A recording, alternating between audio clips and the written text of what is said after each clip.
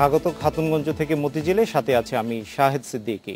আমাদের আজকের বিষয় দেশের ব্যাংকিং খাতের শৃঙ্খলা আর এর বর্তমান পরিস্থিতি নিয়ে আলোচনা করতে আজ আমাদের সাথে স্টুডিওতে আছেন বাংলাদেশ ডেভেলপমেন্ট ব্যাংক লিমিটেডের চেয়ারম্যান শান্তিনারায়ণ ঘোষ এবং তরুণ ব্যাংকার সৈয়দ সুলতান উদ্দিন। তবে মূল আলোচনায় যাওয়ার আগে দেখে নেব একটি প্রতিবেদন। হলমার্ক কেলেঙ্কারির ঘটনার পর থেকে ব্যাংকিং খাতে চলছে অস্থিরতা। বেসরকারি বাণিজ্যিক ব্যাংকগুলোর ব্যবস্থাপনা ও আর্থিক অবস্থা এক প্রকার ভালো হলেও রাষ্ট্রীয় মালিকানাধীন ব্যাংকগুলোর অবস্থা নাজুক বলেই মনে করেন আর্থিক খাত বিশ্লেষকরা। এসব ব্যাংক বর্তমানে নিয়ন্ত্রিত হচ্ছে অর্থ মন্ত্রণালয়ের অধীন ব্যাংকিং বিভাগের মাধ্যমে। কার্যত শুধু বেসরকারি ব্যাংকগুলোকেই নিয়ন্ত্রণ করতে পারছে কেন্দ্রীয় ব্যাংক। এতে যে সমন্বয়হীনতা দেখা যাচ্ছে তার সমাধানে সরকারের ব্যাংক ও আর্থিক প্রতিষ্ঠান বিভাগ বিলুপ্ত করে কেন্দ্রীয় ব্যাংককেই একক ক্ষমতা দেওয়া উচিত বলে মত দিলেন বিশেষজ্ঞরা। সব ব্যাংকের তদারকি ও নিয়ন্ত্রণ কেন্দ্রীয় ব্যাংকেরই করা উচিত। কে আনলো এই যে ব্যাংকিং ডিভিশনটা আনলো কে? কারা আনলো? I think they should be responsible first. যেহেতু সরকার একটি ব্যাংকিং ডিভিশন বিভাগ খুলে রেখেছেন, সেহেতু কোনো অবস্থাতেই তারা সেই দায়িত্ব থেকে কিন্তু শেষ পর্যায়ে এটা থেকে মুক্তি পেতে পারবেন না। বাংলাদেশ ব্যাংকের কঠোর নজরদারি থাকলে হলমার্কের মতো এত বড় কেলেঙ্কারি হতো না বলেও মত দেন বিশেষজ্ঞরা। তবে বাংলাদেশ ব্যাংকের ডেপুটি গভর্নর এসকে সুর চৌধুরী বললেন, সীমিত সক্ষমতা দিয়ে তাদের পক্ষে এককভাবে সব ব্যাংকে নজরদারিতে আনা সম্ভব নয়। ব্যাংকগুলোর সকল শাখায় তদারকি করতে গেলে আমাদের কমপক্ষে 24,000 পরিদর্শক দরকার, কিন্তু আমাদের কি সেটা আছে? তাই পুরোপুরি তদারকি আমাদের পক্ষে সম্ভব নয়। সেমিনারে বক্তারা ব্যাংকিং খাত ও আর্থিক প্রতিষ্ঠানের সুশাসন নিশ্চিত করতে দ্রুত ফাইন্যান্সিয়াল রিপোর্টিং অ্যাক্ট প্রণয়ন এবং ব্যাংকিং ও ইন্স্যুরেন্স কমিশন গঠনের সুপারিশ করেন। উম্মুন্নাহার আজমি, ইন্ডিপেন্ডেন্ট নিউজ, ঢাকা। দেখে নিলাম প্রতিবেদনটি, এবার চলে যাব আলোচনায়। আজকে আছেন আমাদের সাথে অধ্যাপক শান্তিনারায়ণ ঘোষ। স্বাগত আপনাকে। আমরা প্রথম প্রশ্নটি করব যে বর্তমানে সামগ্রিক ব্যাংকিং খাত নিয়ে আপনার মূল্যায়ন কি? ধন্যবাদ। আমার এখন প্রায় 3 বছর হলো একটা ব্যাংকের সাথে আছি। তো হঠাৎ করে সবার মুখে শুনতে পাচ্ছি যে ব্যাংকিং খাতটা এখন মানে একটু নাজুক অবস্থায় আছে, কিন্তু আমার ব্যাংকে বসে আমার কিন্তু তাই মনে হচ্ছে না। এরকম দুর্ঘটনা ঘটবে মানে এটা ইহলোকে এরকম ঘটনা ঘটে, এটা শুধু বাংলাদেশ একে না, সারা দুনিয়ায় এবং ঘটে। ইউএসএতে বিজনেস ফেলিউর 65%, ইউএসএতে এই এনরন, ওয়ালকম, জিরক্স সবগুলোতে এরকম স্ক্যাম হয়েছে। আমাদের দেশে স্ক্যাম হয়েছে। হলমার্কের বিষয়টাই বলছি, হলমার্ক এবং অন্যান্য সাম্প্রতিক যে ঘটনা, এই হলমার্কের কেসটাই ব্যাংকিং সেক্টরকে ঝাঁকি দিয়ে দিয়েছে একটা। সবাই একটু কনসার্ন যে এত বড় একটা ঘটনা ঘটে গেছে। যদিও টোটাল বলা হয় 3,500 বা 4,000 কোটি, হলমার্কের তো যেটা শুনি সোনালী ব্যাংকে প্রায় 2700 কোটি টাকার মতো। It's a big amount. একটা প্রতিষ্ঠান করেছে। এটা যদি মানে 2700 প্রতিষ্ঠান করতো তখন পার হেড কিন্তু 1 কোটি করে পড়তো। তখন একটা ব্যাংক যে নাকি 1 লক্ষ কোটি টাকার ব্যবসা করছে, তখন আবার একটা পার্টির 1 কোটি কিছুই চোখে পড়তো না। এখন যেহেতু একটা ফার্ম এই কাজটা করেছে, তার মানে কি এখানে এই জালিয়াতি হয়েছে, ফ্রড। এটাতে শুধু ওই পার্টি না, এটা মধ্যে অনেক লোক জড়িত। এবং এইটা যে একটা ধাক্কা দিয়েছে, এটা এন্টার সেক্টরটা কাঁপিয়ে দিয়েছে। কিন্তু মানুষের ক্যান্সার হইলেও ক্যান্সারটাকে কন্ট্রোল করার চেষ্টা করে, অপারেশন করে। আমার কথা হলো যে একটা ঘটনা ঘটেছে, ওকে, কালপ্রিটকে খুঁজে বের করে শাস্তি দেওয়া হবে, তারপরে আমাদের জীবনযাত্রা চলবে, এটা থেমে থাকবে না। এত মানে হইচই বা এটা করার নাই। কথা হলো যে কালপ্রিট ক্রিমিনালকে শাস্তি দিতে হবে। যে জিনিসটা আমাদের সোসাইটিতে কম হচ্ছে, তার জন্য একজনে মানে করাপশন করে মাপ পেয়ে গেল, তখন আরেকজন হয় যে এটা আমিও করি, কিন্তু আপনি সরাসরি আপনি শাস্তি দেন। সেটা তো বিষয়টা দুদক দেখছে, তদন্ত করছে, কিন্তু আর্থিক প্রতিষ্ঠানগুলো আসলে এই বড় ধাক্কা সামাল দেওয়ার জন্য কি করতে পারে, কিভাবে এই প্রতিষ্ঠানগুলি সামাল দেবে? দেখেন, এই ঘটনাটা যে ঘটাইছে, এটা ঘটনাটা ধরছে কে? যে আপনার শর্ট টার্ম বিল, এটা আপনি গ্যারান্টি দিয়েছে সোনালী ব্যাংক, এটা অন্য ব্যাংক কিনছে, আমার ব্যাংকও কিনেছে। আমার ব্যাংক এখন 11 কোটি টাকা আটকা আছে এই সোনালী ব্যাংক থেকে বিল কিনেছে 3 মাসের জন্য, 3 মাসের পর টাকা পাচ্ছে না, সোনালী ব্যাংক গ্যারান্টি দিয়েছে টাকা দিতে পারছে না বা এটা হয়েছে। বাট আমাদের যে কন্ট্রোল মেকানিজম কি করেছে, যে এই যে ডিজিএম এখানে আছে, ও যেসব বিলগুলাকে করেছে, নিশ্চয়তা দান করেছে, ওটা টাকাটা পার্টি দিচ্ছে না, ও কি অ্যাকশন নিয়েছে? আজকে অন্য ব্যাংক সোনালী ব্যাংক থেকে টাকা পাচ্ছে না, যেই জন্য কমপ্লেন করেছে, তারপরে কেসটা বেরোলো যে ওই একটা পার্টি 2600-2700 কোটি টাকা এইভাবে নিয়ে গেছে। আমরা আসছি, আমাদের সাথে আছেন তরুণ ব্যাংকার সৈয়দ সুলতান উদ্দিন। আপনার কাছে আমি প্রশ্ন রাখতে চাই যে বেসরকারি ব্যাংকগুলি আসলে এখন কি অবস্থায় আছে?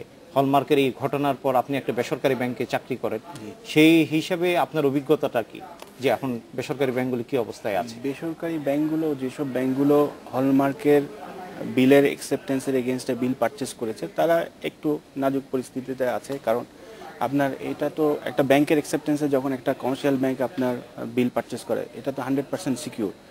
এখন যিনি অ্যাকসেপ্টেন্স দিয়েছেন, সরকারি ব্যাংক, সোনালী ব্যাংক অথবা সরকারি কোনো যেই ব্যাংক, তো ওনারা তো ওনাদের কাস্টমারের কাছ থেকে এক্সপোর্ট হওয়ার পরে টাকা পেলে তারপর বেসরকারি ব্যাংক যারা প্রাইভেট সেক্টরে হলমার্ক গ্রুপের বিল পারচেস করেছে তাদের পেমেন্ট দিবে।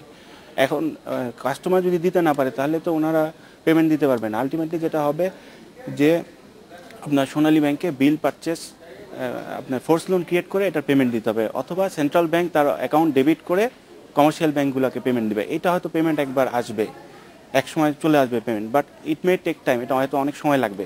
বাট যেটা সবচেয়ে ডায়ার কনসিকুয়েন্স, ভয়াবহ পরিস্থিতি, সেটা হচ্ছে একটা আমি প্রাইভেট ব্যাংকে কাজ করি, আমি ব্যাংকার কাস্টমার রিলেশনশিপের একটা খুব স্বচ্ছ মানে ফার্স্ট স্টেপের কথা বলি। সেটা হচ্ছে আমরা যখন কাস্টমারকে লোন দিই, এটা লোন দেওয়াটা কাস্টমারকে দিতেই হবে, ব্যাংকারের কাজই লোন দেওয়া, কিন্তু সেটা হবে একটা fiduciary relationship based on trust and faith.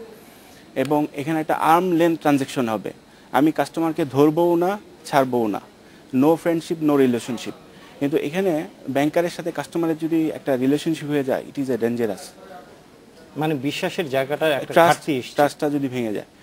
আরও অনেক কনসিকুয়েন্স আছে।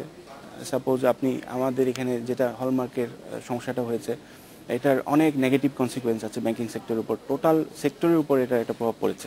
আমরা জানি যে ব্যাংকিং, বেসরকারি ব্যাংক এবং সরকারি ব্যাংক সব জায়গায় এখন একটা বড় সমস্যা হচ্ছে বিনিয়োগ, ডিপোজিটের একটা ক্রাইসিস আছে।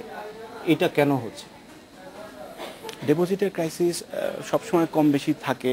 এটা আপনার এক এক সময়, সাপোজ সেন্ট্রাল ব্যাংক এক সময় কন্ট্রাকশনারি মনিটারি পলিসি ফলো করে, তখন লোনেবল ফান্ড কস্টলি হয়ে যায়। কন্ট্রাকশনারি মনিটারি পলিসিতে লোনেবল ফান্ডটা কস্টলি হয়ে যায়, এক্সপানশনারি মনিটারি পলিসিতে আপনার লোনেবল ফান্ডটা আপনার লেস কস্টলি হয়। তো এখন কিন্তু government contractionary monetary policy follow করছে। তো সেক্ষেত্রে বেসরকারি ব্যাংকগুলো যে খুব ডিপোজিট ক্রাইসিসে আছে তা বলা যাবে না। বেসরকারি ব্যাংকের একটাই সমস্যা, তাদের কস্ট অফ ফান্ড অনেক বেশি, এটা একটা সমস্যা। আর মার্কেটে আপনার অনেক ইকোনমিক ভেরিয়েবল আছে, অনেক ইকোনমিক অ্যাসপেক্ট আছে।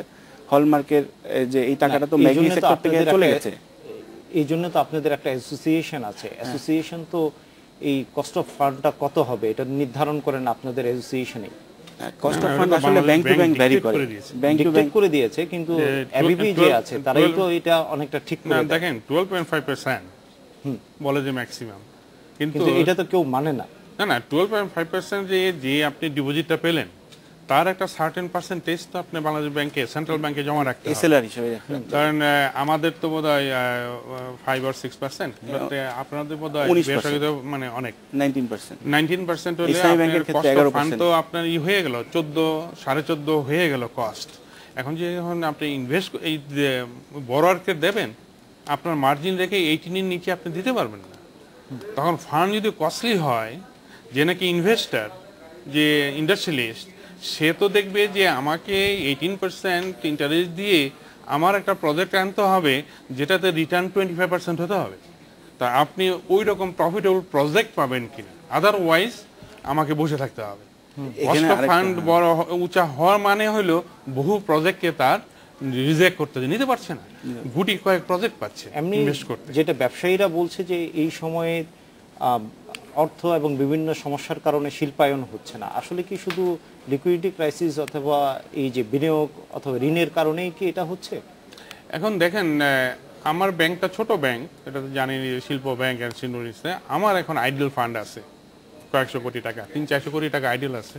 আমরা ভালো প্রজেক্ট পাচ্ছি না টু ফাইন্যান্স। যেসব প্রজেক্ট পড়ে আমরা দেখছি যে এগুলা বাজে প্রজেক্ট, আর কি এখানে টাকা দেওয়াটা লুজিং হবে, রিস্কি হবে। কিন্তু ব্যবসায়ীরা বলছে যে বিশেষ করে সরকারি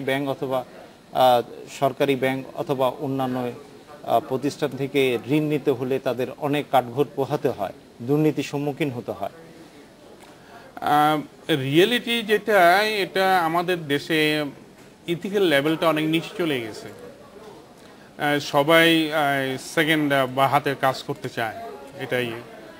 মানে আমার ব্যাংকে আমার যে অভিজ্ঞতা, আমার বোর্ড অফ ডাইরেক্টরস আমি হয়তো একটা অনেস্ট পিপলের একটা গ্রুপ পেয়েছি। অ্যান্ড এখানে ওই রকম একটা, আমরা সাধারণত যদি দেখি যে অফিসে একটু সমস্যা করছে, বরঞ্চ আমরা ওই পার্টির কেসগুলো যে আমাদের বোর্ডে দেখা হয় যে রিয়েলি জেনুইন পার্টি কিনা। তো জেনুইন পার্টি হইলে আমরা বোর্ড থেকে বলি আর কি কত তাড়াতাড়ি। বিশেষ করে সরকারি ব্যাংকে একটা সময় নষ্ট করার একটা ইয়ে আছে, একটা প্রসেস করতে হয়তো 1 বছর 1.5 বছর লাগাই দিল, হয়তো এই প্রজেক্টটার ভায়াবিলিটি যেটা 1 বছর আগে ছিল এখন এটা ডিফারেন্ট হয়ে গেল, এটা হচ্ছে। কিন্তু এই সিস্টেম থেকে বেরিয়ে আসা অ্যান্ড ব্যুরোক্রেটিক প্রসেস, এখান থেকে বেরিয়ে আসাটা একটু কষ্ট। আপনি যদি কিছু মানে অ্যাজ ডাইরেক্টর বা চেয়ারম্যান যখন একটা ডিলিং অফিসার কিছু করছে, ওখানে আমার বলাটা একেবারে নিষেধ, বাংলাদেশ ব্যাংক থেকে নিষেধ। ডে টু ডে অ্যাক্টিভিটিতে কিছু করতে পারবেন না, আপনার বোর্ডে যা আসবে এটার উপর সিদ্ধান্ত। সময় হলো, আমরা এই বিষয়ে আরো বিস্তারিত আলাপ করব। সময় হলো একটা বিরতির, ফিরছি একটু পরে, আমাদের সাথেই থাকুন।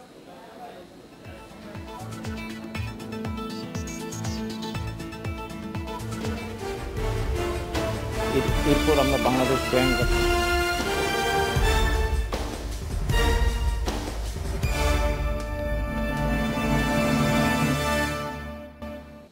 স্বাগত আরো একবার খাতুনগঞ্জ থেকে মতিঝিলে। বিরতিতে যাওয়ার আগে কথা বলছিলাম দেশের ব্যাংকিং খাতের শৃঙ্খলা নিয়ে।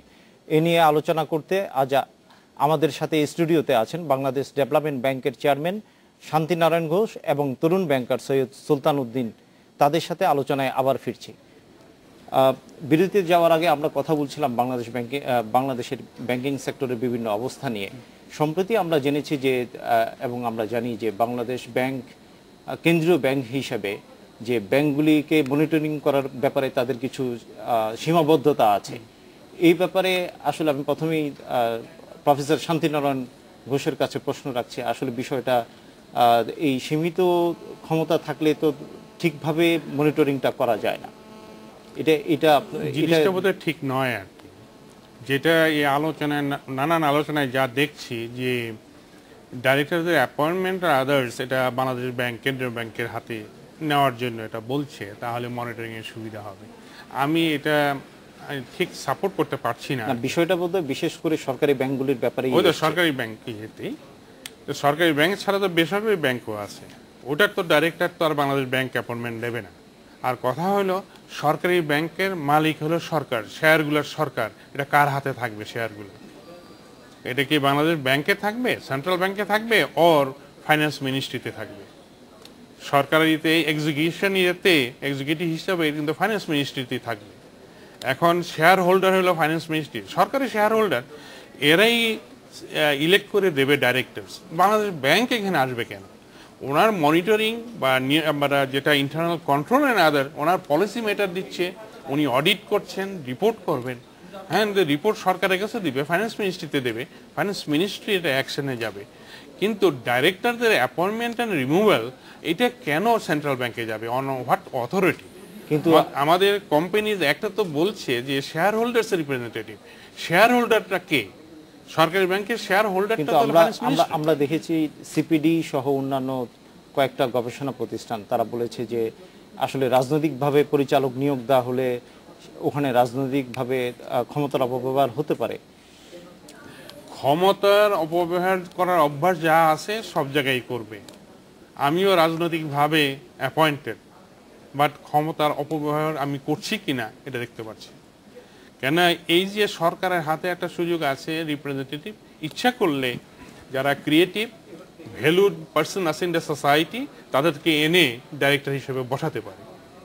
কিন্তু এই জিনিসটা সরকার হাতে গেলে কিন্তু ব্লেমটা দেবেন সরকারকে, আর সরকার অ্যাপয়েন্টিং অথরিটি সরকার থাকবে না, সরকারের ইন্টারেস্ট আছে এটা দেখার জন্য লোক দিতে পারবে না, এটা তো ঠিক হচ্ছে না। তো তাহলে তো আপনি ইতে দিবেন বেসরকারি ব্যাংকে শেয়ার হোল্ডার্স রিপ্রেজেন্টেটিভ থাকবে, কিন্তু সরকারি ব্যাংকে সরকার গেছে, সরকার হলে share holder, appointment directors appointment দিবেন বাংলাদেশ ব্যাংক, সেন্ট্রাল ব্যাংক। এটা কি করে হয়? তো তো বেআইনি হয়ে যাবে। তো সম্প্রতি যে সিপিডির একটা আমরা যে রিপোর্টটা দেখেছিলাম, সিপিডির যে সেমিনারটা হয়েছে, ওখানে বেশ কিছু সুপারিশ এই ব্যাপারে রাখা হয়েছিল।